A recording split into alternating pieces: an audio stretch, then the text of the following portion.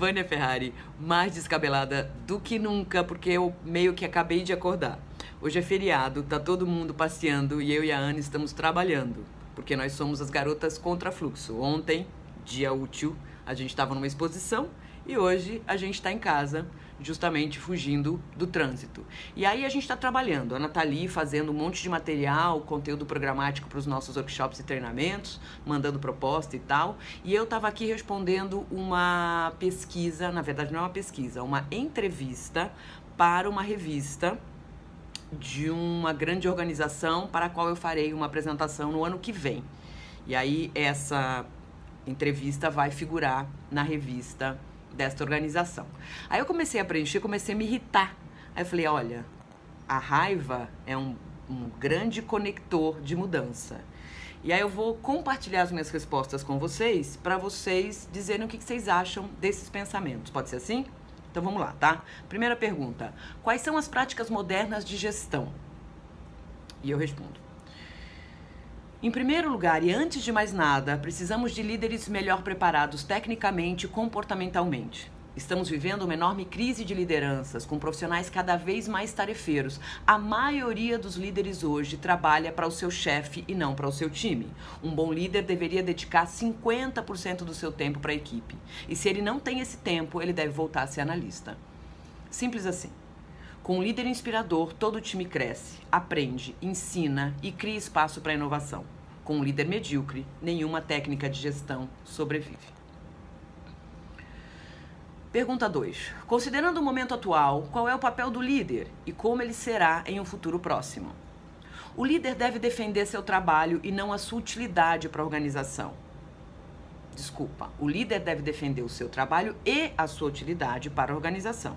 Na verdade, eu queria dizer, ele deve defender o seu trabalho e não o seu emprego ou cargo. Ele deve focar seus esforços na gestão de pessoas e não fazendo PPT para impressionar a alta administração.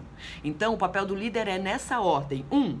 Criar e manter um time de altíssimo nível técnico e comportamental. Isso começa com a participação efetiva dele no processo de recrutamento e seleção.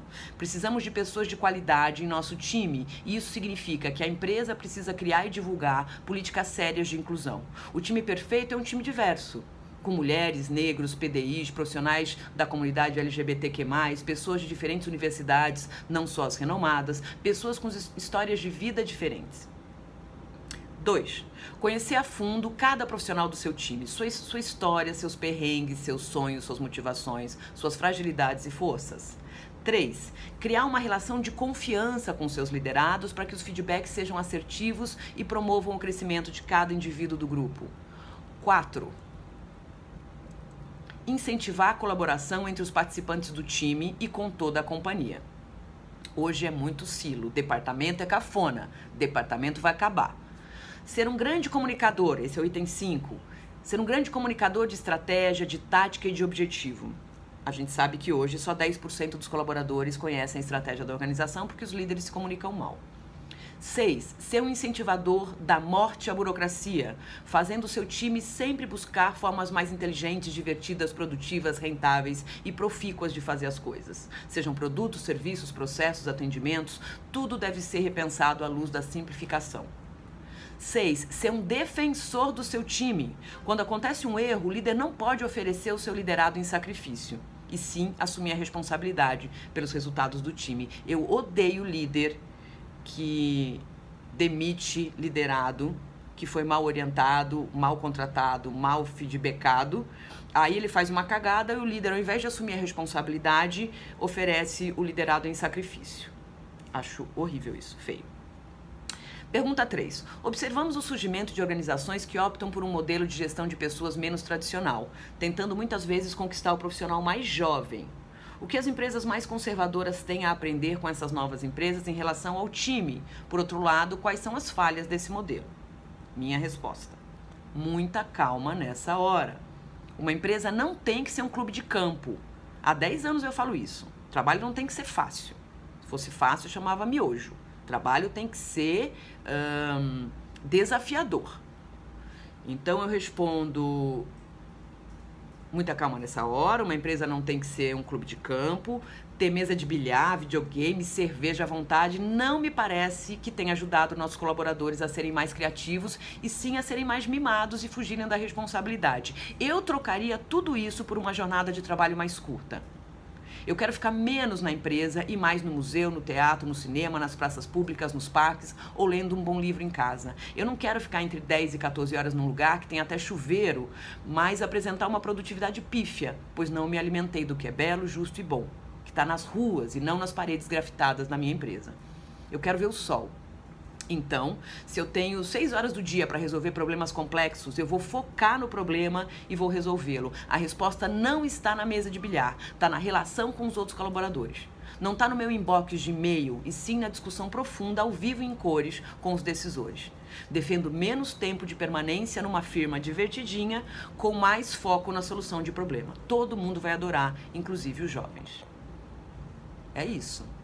Eu não acho que as empresas tradicionais tenham que colocar mesa de pebolim na sua sala de descompressão. Eu acho que as empresas tradicionais têm que criar, sim, uma sala para meditação, uma sala para retomada do foco através de técnicas como mindfulness, mas eu não acho que ter cerveja às 6 horas vai ser uma coisa legal. Às 6 horas as pessoas têm que ir para casa, cuidar da família, enfim.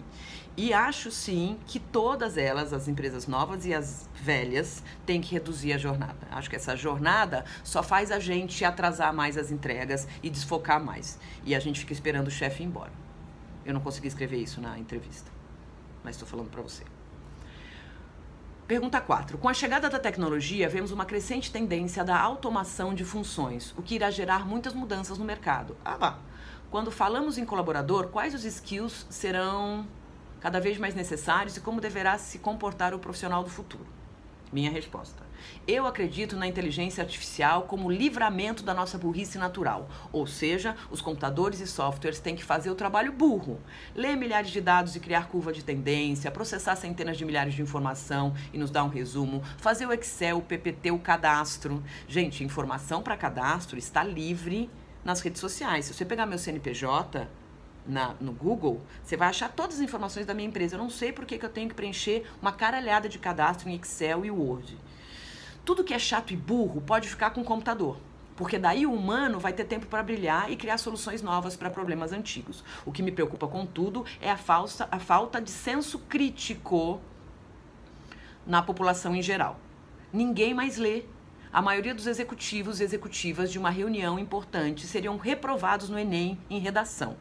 A maioria dos analistas não conseguem fazer uma simples interpretação de texto. Então, ficam preenchendo planilha de Excel.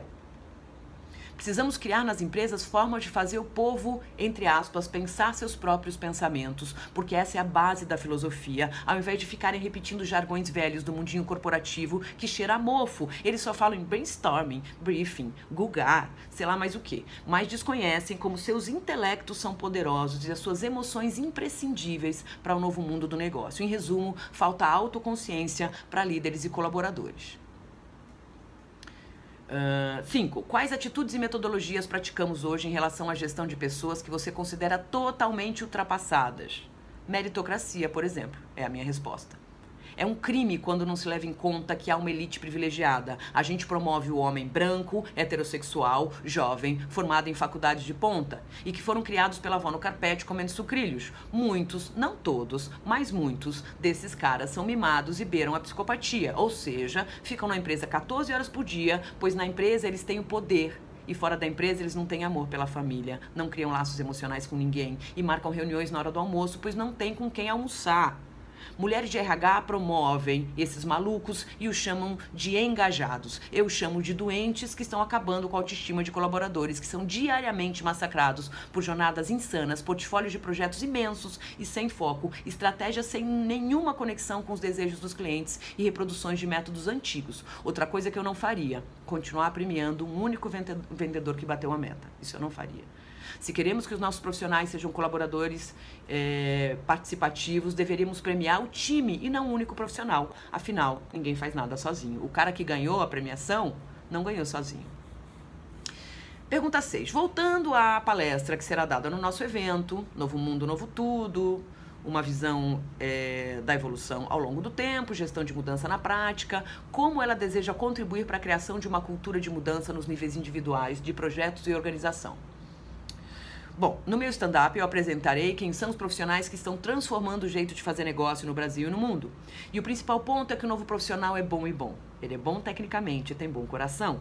A nova profissional é colaborativa, ela é amigável, ela é confiável, ela é honesta, ela tem bom humor para lidar com as adversidades, ela faz parcerias de qualidade com todas as outras profissionais das diferentes áreas da empresa. Ela cumprimenta o presidente ou a presidente do mesmo jeito que cumprimenta o porteiro e a porteira. Ela é estudiosa, ela é bem preparada, ela gosta da família e tem amigas fiéis. Ela se autoconhece e tem a religiosidade em dia, sem se ater aos dogmas, mas sim ao amor e à compaixão legítima. É uma leitora voraz e uma boa ouvinte, mas é rígida quando o assunto é resultado e indicadores de sucesso. Se você se incomodou com a minha descrição toda no feminino, é porque você ainda não compreendeu que a nossa língua e as nossas empresas foram criadas para os homens. E precisa entender que um mundo novo é criado a partir da construção de uma sociedade, de uma empresa equânimes. Se você não gosta de mudança, não está preparado ou preparada para as novas organizações. Se você não gosta de mudança, se transformará num profissional irrelevante e isso é o fim da sua carreira. Ponto final da entrevista. É isso, tá? Então, queria que você criticasse. Aceitamos críticas, dúvidas, sugestões e ameaças. E conta aí o que você sentiu falta, porque daí eu complemento e mando pros caras e boto lá. Com a colaboração dos caras e das minas que me assistiram aqui, tá bom? Vânia Ferrari, descabelada como sempre, desbocada como nunca, ensonada porque acabou de acordar, mas trabalhando no feriado porque forgou no dia de trabalho. É isso, tá? Curte, comente, compartilhe e diz aí o que você achou dessa história. Um beijo.